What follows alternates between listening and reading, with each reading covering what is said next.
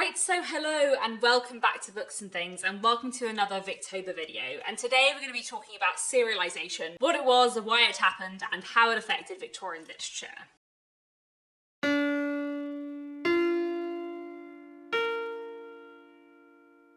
So, this is a video I've been meaning to make for a while, and one that I hope people will find interesting and informative. Serialisation was a really important literary phenomenon of the Victorian period, and it's something that I think people who read and love Victorian literature know a little bit about, but something that I feel is really, really interesting and maybe not thought about enough. Actually, serialisation had such an impact on Victorian literature in a way that I find really interesting. And I found, doing the research for this video and kind of looking into more of the reasons why serialisation happens, the history behind it and the impact it had, I found that really, really interesting. So hopefully this video will be interesting for you too. There are going to be two main elements to this video. So in the first half of this video, I'm going to talk about the history of serialisation, the formats that it might take, and kind of what it was. And then in the second half of this video, I'm going to talk about the impact I think serialisation had on Victorian literature. Firstly, to explain what serialisation is, if you don't know, serialisation was basically one of the main ways of publishing books during the Victorian period. In general, in the Victorian period, books were published in one of two ways. One way was volume form, which is how we would expect today a book to be published. You know, here is a volume, this is a book, it's published in one thing. So that was one way books were published in the Victorian period, but another way books were published in the Victorian period was in serial parts. So when books were serialised, they would appear in shorter sections, usually of sort of 3 or 4 chapters, sometimes longer, sometimes less, and these parts would be published either in newspapers, magazines or journals, or sometimes in separate volumes, almost like little chapbooks, I suppose. A novel would be broken down into these shorter parts, and the shorter parts would be published either weekly or monthly, depending on the publication or journal that they were being published in, and the serialisation of the novel might last over a few months, or might last over a year and a half or more. Quite a lot of Dickens's novels were published over the course of 18 months in monthly parts. And then at the end of the serialisation, once the book had been published in all its little parts over, say, 18 months, it would then be finally produced in a volume form, so that if people enjoyed reading the book serially, or if they hadn't got to it yet, they could pick up a book in a volume and read it all as one. Sometimes a book was published in one volume if it was a relatively short book, or if it had a more expensive binding, but sometimes if a book was quite long and expensive to print in one volume, it would be printed in 2 or 3 volumes. So if you ever hear a Victorian author mention the 3-volume novel, what that meant was a novel which was of the length that, in order to keep costs down, it would probably be published in volume form as 3 volumes published together. But anyway, moving back to serialisation, which is what this video is all about. Serialisation had happened a bit before the Victorian period. Some novels were serialised in magazines, newspapers, journals, but it really came to prominence in the very early Victorian period, or in fact just before the Victorian period, through the author Charles Dickens. So Charles Dickens' first full-length novel is a strange book called The Pickwick Papers. And I say it's a strange book because The Pickwick Papers is very episodic and takes quite a while to get going. I love it, I think it's great, it's very, very funny. But if you know about the history behind The Pickwick Papers, you'll understand The Pickwick Papers as a book much more. The Pickwick Papers began as a serialisation in March 1836. And the Pickwick Papers actually began not through Dickens having an idea for a book, but through a magazine commissioning Dickens to write kind of stories accompanying illustrations. In the introduction of the audiobook of The Pickwick Papers that I listened to last year, Neil Gaiman described The Pickwick Papers as an accidental novel, and The Pickwick Papers kind of was an accidental novel. It started as a series of magazine articles, basically, literary sketches in a magazine, and then it turned into a novel. So The Pickwick Papers was published in various parts from March 1836 to November 1837, which was very, very much like the moment of the Victorian period coming into being, because Queen Victoria came to the throne in June 1837. And The Pickwick Papers was massively, massively successful. People absolutely loved it. And it was so successful that it really was a catalyst for serialisation becoming very, very dominant in the Victorian period. And from the Pickwick Papers onwards, serialisation just became massively, massively popular. I would say that, as far as I can gather from my research and from the books that I have read that I know were serialised, I think its sort of main heyday was like 1850s to 1870s. It was kind of building momentum in the late 1830s and 1840s, and then by the 1880s, 1890s, it was slightly falling out of favour. Books were slightly more likely to come out first in volume form, and then getting into the 20th century, serialisation really fell out of favour.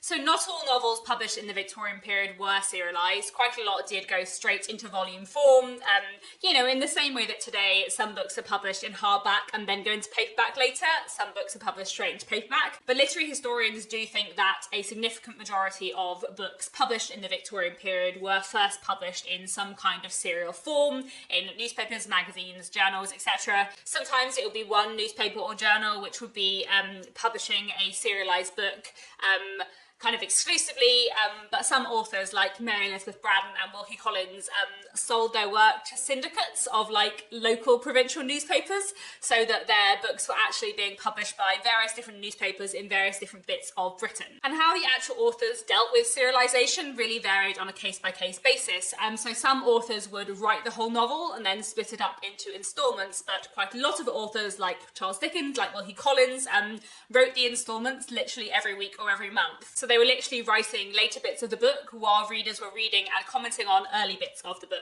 In Dickens's later works, we do believe that he planned out the whole novel before starting to write the early monthly parts, even though he didn't write the whole thing. But in his early books, as far as we know, he didn't have like any plan at all. He just wrote month by month and kind of saw what happened, which is kind of delightful in a strange way. Serialisation had a massive impact on the Victorian literary scene, and in my opinion, I think it's like one of the main reasons why Victorian Britain produced like such a massive, fantastic output of amazing literature. Like, I think one of the reasons why this is such a prolific period in British literary history is because of serialisation.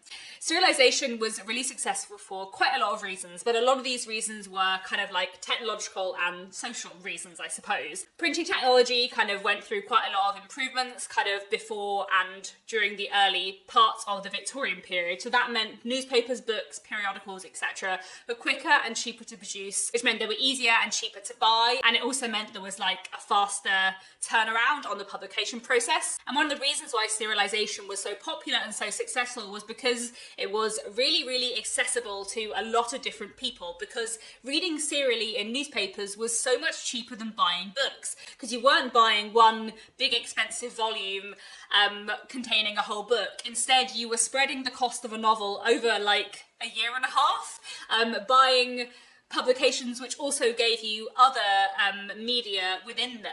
And also, because newspapers and journals were just paper, they were much cheaper to make as well. So it wasn't just spreading the cost over a longer period of time, but it was also making the cost overall cheaper. Also, journals and newspapers contained a lot of advertising, so that also would have kept costs down.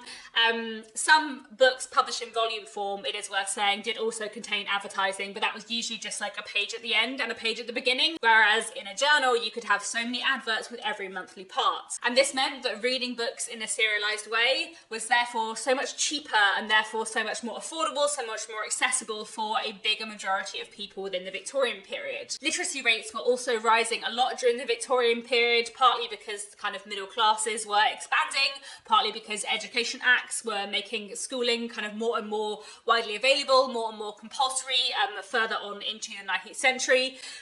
Meanwhile, parliamentary acts were cutting down working hours, and technological changes were shortening the length of tasks, like both in and outside of the home, which meant as the Victorian era went on, at least some Victorians had increasing amounts of leisure time, but at the same time that leisure time was not always very, very extensive, so there was more time to read, but there wasn't necessarily more time to read a lot, and serialisation like really, really suited that particular cultural moment and the particular amount of time that people had. And reading serial novels in the Victorian period really like developed a reading culture, because it had a lot of momentum to it. You were waiting every week or every month to see what the next new installment of the new Dickens book would be, and everyone would like be eagerly waiting for it. Family and friends would like gather together to read the latest part aloud, which actually, I know I've just spoken about increasing literacy rates, but a lot of people who were not able to read would have still been able to experience Dickens because other people who could read would have read Dickens aloud to them.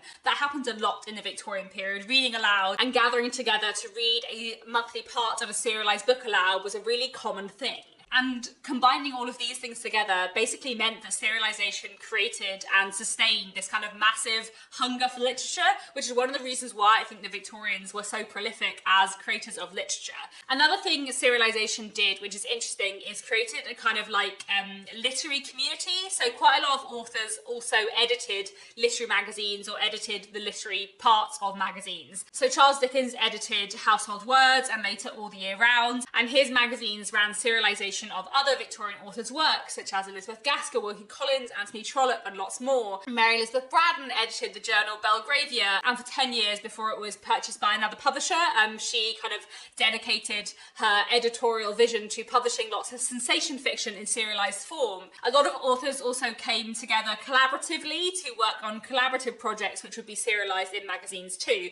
So serialisation also kind of like helped foster this real literary community, I guess. I suppose quite a useful way to think about the shift in serialised reading from the Victorian era to how we read now, all in one go, is to compare it to the shift in how we used to watch TV like 15, 20 years ago, you know, one episode of something every week, in comparison to how we watch TV now, where a lot of people watch Netflix and watch, you know, the whole series of something in one go. Like really, when we read a Victorian book that was serialised all in one go, we are binge reading it rather than reading it as it was initially published, which is, I think, quite interesting to think about. A lot of Victorian authors had novels published in a serial form, and I thought it might be interesting to quickly go through some of the authors who used serialisation and some of those who didn't.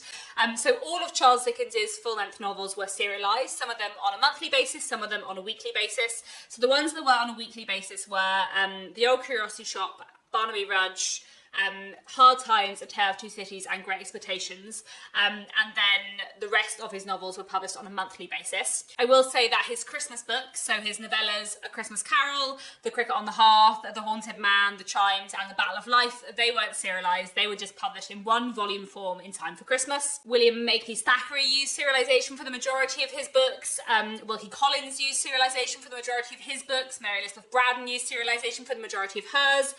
Elizabeth Gaskell had a bit of a mix, so North and South, Wives and Daughters, and Cranford were all serialised, but Mary Barton, Ruth, and Sylvia's Lovers were not. Anthony Trollope had a bit of a mix over his career as well, so I think out of his 37 novels, 25 of them were serialised, and Anthony Trollope actually was often publishing 2 books serially at the same time, so readers would literally be reading like 2 Anthony Trollope books at the same time on a monthly basis. Anthony Trollope really played around with serialisation versus not, basically depending on how well the book was doing. So taking the Barsetshire Chronicles as an example, the first 3 books, The Warden, Barchester the Towers, and Dr. Thorne, were all, I think, just published in volume form. Then books 4 and 5, Framley Parsonage and The Small House at Allington, were serialised, I think, monthly in Cornhill magazine. And then the final book in the series, The Last Chronicle of Barset, was published in weekly standalone serial form, you know, like chapbooks, rather than as part of a magazine. So even within just that series, Anthony Trollope was using 3 different methods of publication.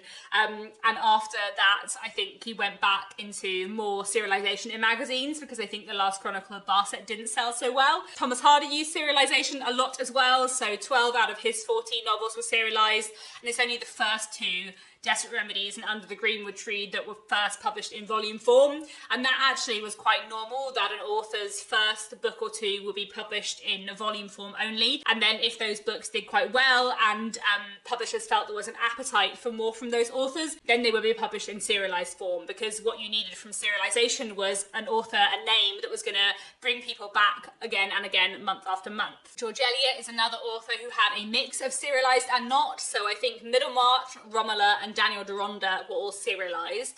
but I don't think any of her others were. Definitely Adam Bede, The Mill on the Floss, and Silas Marner were first published in volume form. They were never serialised. George Gissing was mostly first published in volume form.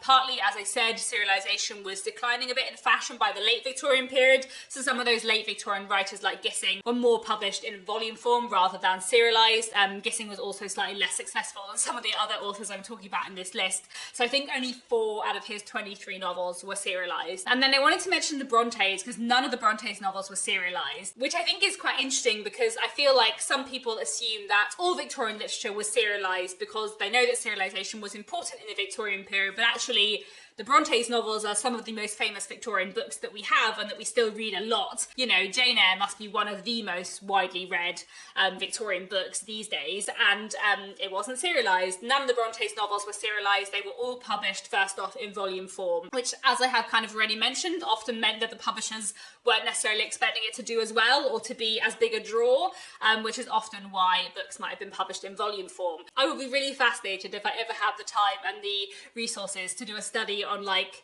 how many male novelists in the Victorian period were serialised compared to how many female novelists were serialised. I feel like that'd be really interesting.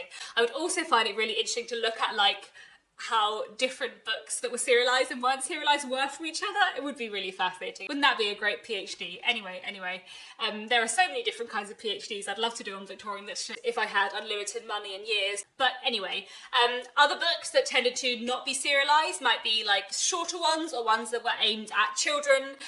So like Alice's Adventures in Wonderland by Lewis Carroll or The Children of the New Forest by Frederick Marryat. They weren't serialised, but a lot of Victorian authors did use serialisation for at least some of their novels. So some other authors who I don't think I've mentioned yet who use serialisation would be Margaret Oliphant, Charlotte Mary Young, Ellen Wood, Jane Sheridan Le Fanu, Arthur Conan Doyle, Robert Louis Stevenson. Like, there were just a lot of Victorian authors using serialisation in the Victorian period. In the next part of this video, I want to talk about how I think serialisation affected Victorian books, because there are quite a lot of like impacts from serialisation, I think, on the Victorian novels as a whole. So one way that serialisation affected Victorian novels is in terms of their length. As you may have noticed, a lot of Victorian novels are very long. Over the years, I have heard many people say that Charles Dickens was paid by the word. I'm pretty sure I once said in a video that Charles Dickens was paid by the word like 7 years ago. But anyway, Charles Dickens was not paid by the word, but I think he was paid by the monthly part.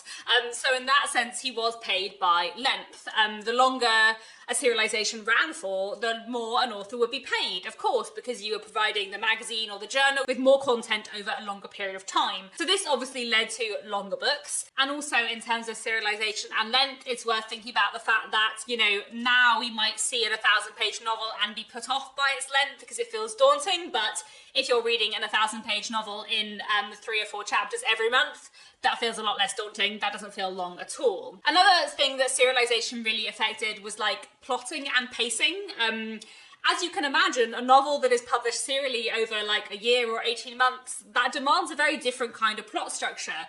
These authors had to sustain a story for a very long time, and they had to ensure their reader was satisfied when the novel finally finished after like 18 months. And serialisation is really the reason, I think, why a lot of Victorian novels have slow, intriguing openings, where it takes like a long time to get to the premise. And they also have like long, very, very neatly tied up endings with sometimes like 5 weddings. And that's because you've been waiting 18 months for the climax of this story. So it kind of needs to be really tied up because you've been waiting for so long to find out what happens to these characters. Victorian novels often also have like mini climaxes and plot twists along the way. Like, I often think when I read Dickens novels that there are big plot twists or big reveals at the places that I wouldn't expect them in a modern novel. So we often have a big twist like halfway through rather than towards the end, which is because you want to really engage the serialised reader at that kind of midway point to make sure they read the second half of the story. In Victorian novels, new characters are often introduced like a quarter or half of the way through. Again, that's something that kind of suits serialisation and kind of like adds a new dynamic halfway through. Novelists had to keep readers engaged for months, if not years, in the same story,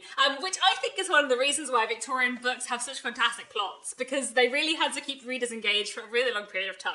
I genuinely think that's one of the reasons why I love Victorian literature so much, was because serialisation kind of demanded a really like pacey, dramatic, interesting, twisty-turny plot. Often Victorian novels also take place over a slightly longer period of time than we might expect a modern novel to. I feel like most modern novels take place over a more condensed period of time than Victorian novels do. Sometimes, but not always, the timeline of Victorian novels kind of follow more or less when they would have been published. And definitely, if you ever come across a Christmassy scene in a Victorian novel, it's quite likely that that serialized part was coming out around Christmas. So for example, the opening of Great Expectations takes place around Christmas time, and that's because Great Expectations was a weekly serialization which started in December. The same is true of the Christmas chapters in the Pickwick Papers. They were the chapters in the monthly part that came out in December 1836. Christmas chapters in Dickens is basically like the equivalent of a sitcom Christmas special. Isn't that delightful? This is also kind of tied up with plot and pacing, but I feel like the Victorians, because of serialization, really understood like narrative breaks and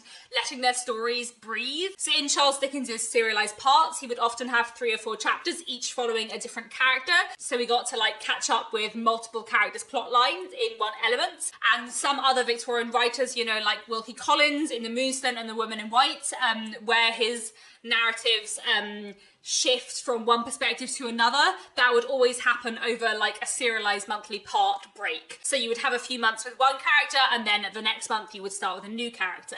Another thing the Victorians were great at because of serialization is cliffhangers. So monthly parts in Charles Dickens and other authors' books would often end on like a dramatic moment or like a question set up for the next moment, so that you would want to pick up the next monthly installment and know what happens next. Years ago, I watched a really great documentary by one of the EastEnders writers who spoke about how he was really inspired by Dickens and he loved Dickens, and he saw EastEnders and soap operas as really like following on the legacy from Dickens. You know how EastEnders ends with something really dramatic and then the theme tune plays. Like that's kind of how Dickens monthly parts end a lot of the time as well. And actually the term cliffhanger comes from a particular Thomas Hardy novel. I won't tell you which because of spoilers. I feel like unless you've only got one left to read and you're very unlucky, this won't be a spoiler. But there is one Thomas Hardy novel where at the end of one monthly part, a character was literally left hanging off a cliff, and that was the end of the monthly part. And that's where the term cliffhanger comes from Victorian serialization. Isn't that great? Another thing serialization really affected was characterization, because Victorian authors often had to make their characters really memorable for a really long period of time. For example, if you read a lot of Charles Dickens, you will know that Charles Dickens really enjoys having a character who turns up in like chapter 5 and then turns up again in like chapter 30. If you're reading a Charles Dickens book all in one go, it means you have to remember that character for like 2 weeks. But if you're reading that Charles Dickens novel in the serialization, then you would have to remember that character for like a year, which is one of the reasons why Dickens's minor characters are all so weird and so eccentric. It's because of serialization. In general, when you read Dickens's novels, you will notice that his protagonists are often like more realistic in comparison to his minor characters, and then his minor characters are a bit more caricatured, a bit more pushed to the extreme. And that was because his main characters, his protagonists, you see them every month, so they don't need to be really eccentric, they just need to be a regular character. Whereas his minor characters, where it might be 2, 3, 6, 10, 12, 14 months between sights of them, they need to be really memorable. So that's one of the reasons why a lot of Dickens's characters are really eccentric. That's one of the reasons why his characters often have like really distinctive voices or speech patterns or catchphrases. It's so that you will remember them when you meet them in 6 months' time. And I think that's kind of wonderful. I feel like actually, if you find Dickens's books weird, I feel like thinking about serialization and characterization really explains a lot of Dickens. But this is true for a lot of other Victorian authors too. Things had to be memorable over a long period of time. Making characters very eccentric and memorable was one way that Victorian authors made sure things stuck in your head, but another way would be simply to jog your memory. So Anthony Trollope does this all the time in his books. If you read his books, sometimes his narrative voice will intrude and he'll say, as the reader may remember, this character had met this character. As the reader may remember, the last time we saw so-and-so, they were doing this. Anthony Trollope does this a lot in his books. I've been noticing it quite a lot in The Way We Live Now, which I'm rereading at the moment, and it's because his books were serialized and he's reminding readers what happened a few months ago. And it's like a last week recap that you might get at the start of a TV program, reminding you what happened last time or a few times ago. Another thing that kind of came about through serialization is episodical novels, novels that are not exactly novels in the way we would conceive of novels to be. So for example, there are quite a few Victorian books like the Pickwick Papers, like Cranford, Three Men in a Boat, Diary of a Nobody, which are very episodic and they don't have a through narrative. It's just kind of a series of incidences or sketches following the same characters, maybe occasionally with a little bit of overarching plot, but not much. And actually the Sherlock Holmes short stories fit into this category as well, although they are always packaged as short stories, not a novel, whereas something like Cranford or Three Men in a Boat, Diary of a Nobody is packaged as a novel. Actually, they kind of all fit into the same category. And in a way, returning to television as a comparison, it's sort of like the difference between a sitcom and a drama. Lots of novels were serialised that did have through plots and that were very much what we would consider novels, but a lot of serialised novels were also more episodic. Serialisation is also the reason why a lot of Victorian novels have illustrations. So all of the original illustrations from Dickens, they were printed in the magazines or journals when Dickens's books were first published. And another really interesting thing about serialisation is that, as I kind of touched on earlier in this video, I think authors were writing later parts of their books while readers were reading and responding to the early parts, which means that authors were literally receiving like live feedback on their books while still writing the story. So authors could choose to kill off or not kill off a character depending on how much readers loved them, or they could like bring in a new character or a new story element if something wasn't working or the serial wasn't selling as well as they wanted it to. So apparently one of the reasons why Dickens chose to send some characters off to visit America in Martin Chuzzlewit is because Martin Chuzzlewit wasn't selling very well and he wanted a new element to add in to make it more dynamic and interested and to make people get excited. I'm not sure how true that actually is, but I found that story online on one source and I feel like that's excellent. And there's another anecdote which I think is definitely reliable because it's from Anthony Trollope's autobiography, where Anthony Trollope says that he once overheard two men discussing that they didn't like a particular character of his, and so he went home and wrote the next serial part and killed that character off. I just think that's amazing. He has 47 books, so I don't think we need to worry too much about spoilers there, but yeah, isn't that fascinating? Of course, it also meant that authors sometimes passed away while they were still publishing, in part, a novel. Like Wives and Daughters by Elizabeth Gaskell, I think she passed away when there was probably one monthly part to go. The Mystery of Edwin Drood by Charles Dickens, he was halfway through, he delivered 6 of the monthly parts, and then he passed away before getting to deliver the other 6. It also means that we often have different versions of Victorian novels where there was an original version, the original monthly parts, and then the author made some changes, some line edits, sometimes bigger edits than that, before the book was published in volume form. So there are quite a lot of authors who made changes between the initial serialisation and the first volume form. Thomas Hardy, I think, was an author who made quite a lot of changes. I think especially The Mayor of Casterbridge, Test the Durbills, and The Well-Beloved, there's supposed to be quite a few changes between the initial serialised version and the final volume form. Elizabeth Gaskell, I know, kind of expanded and slowed down the ending of North and South between the serialisation and the volume form because she felt she'd been a bit rushed and that she hadn't been given enough parts to do the ending justice. And there was one Anthony Trollope book I read, I can't remember which now, where there were lots of footnotes in the edition I was reading which were explaining where things had been cut or changed between the initial serialised version and the final volume version, and I felt that actually the small changes he'd made quite an impact on like how you viewed one particular character, which I thought was really interesting. In general today we tend to be reading the final volume version, not the original serialised version, and it would be really interesting to see like what all the differences are in different books. I also think it's worth saying that while all of these things I've been speaking about are like impacts that serialisation had on serialised Victorian novels, I also think that serialisation as a whole had an impact on the Victorian novels that weren't serialised, because if most people tended to read big, long, chunky novels with slow beginnings and tied up endings, then that was what they wanted, even when they weren't reading in serial form. I have no idea what proportion of people would have been reading along with the original serial, or what proportion of people would have been reading the book when it then came out in volume form. You know, in the same way that some people read a book in hardback, or some people wait for it to come out in paperback. Some people would have been reading along with the initial serial, some people might wait for the final volume, some people would be reading along with a new serial that they really enjoyed, and then they'd go back and buy the author's backlist, I guess, in volume form and read them. So even when they weren't reading serialised books, they'd still be kind of like looking for the same experience, I guess, which I think means that even the books that weren't serialised in the Victorian period were still kind of impacted by serialisation. I also thought it would be interesting to have a quick chat about like my experience reading serially. So I hosted 2 read-alongs on my channel several years ago, one of Bleak House and one of Our Mutual Friend, both by Charles Dickens, reading those books in the initial monthly parts, which I found really, really interesting in an intellectual level, and also not at all my favourite way to read Dickens, which is kind of fascinating because that was obviously like how Dickens was meant to be read, but I did really struggle to maintain momentum, and I didn't find it as enjoyable as sitting down and reading a Dickens book all in one go.